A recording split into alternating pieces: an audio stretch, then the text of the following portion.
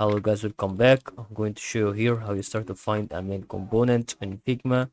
So really what you're gonna do, something that is really about to be satisfied with select instance for the component. So we can start right here to click here and start to add a circle and a rectangle.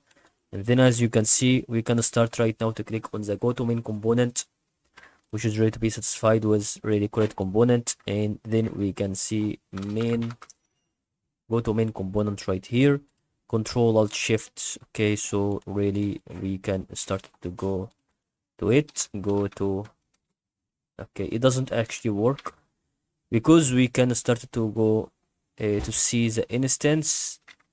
The instance of a component is really not actually being added.